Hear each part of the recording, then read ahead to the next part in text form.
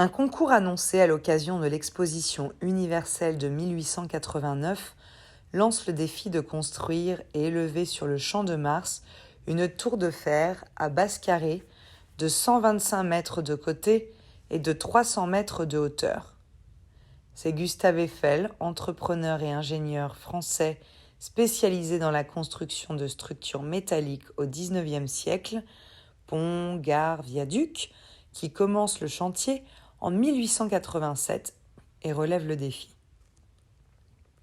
Gustave Eiffel a, à cette époque, réalisé un véritable exploit, et cela grâce à ce système de préfabrication qui lui a permis de construire la tour Eiffel en un temps record de 2 ans, 2 mois et 5 jours.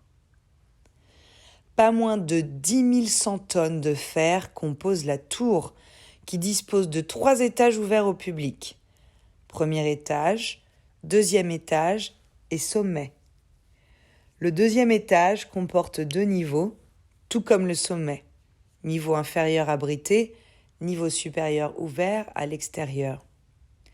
Nos visiteurs peuvent gravir les 2 premiers étages par ascenseur ou par les escaliers. L'ascension du deuxième étage au sommet se fait obligatoirement par ascenseur.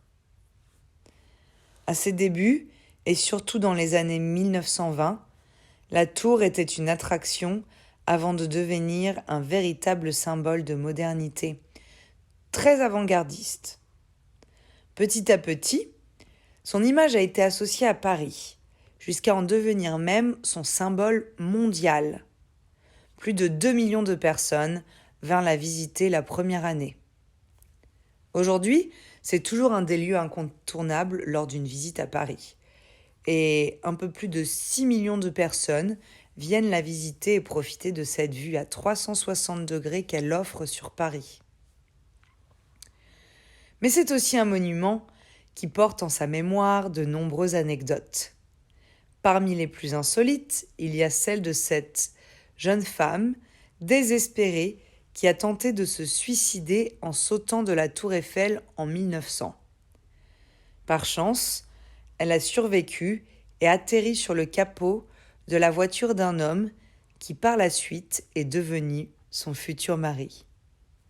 De nos jours, des moyens ont été mis en place afin de décourager toute nouvelle tentative de suicide.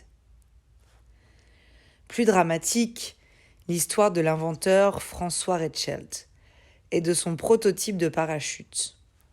En effet, le 4 février 1912, ce Français, âgé de seulement 33 ans et tailleur de profession, veut tester son costume parachute en toile en sautant du premier étage de la Dame de Fer. Mais, trahissant les espérances de celui qui l'avait conçu, l'appareil ne fonctionna pas. Ainsi, François Reichelt chute dans le vide sur plus de 60 mètres, s'écrasant dans un choc effroyable sur le sol, comme une masse. L'homme s'est broyé sur le sol, qu'il marqua de l'empreinte de son corps. La mort fut instantanée. Les photographes et les reporters convoqués assistent incrédules à sa chute mortelle. Avant cette triste catastrophe, François Reichelt a longtemps travaillé sur ce projet. Il désirait entrer dans l'histoire.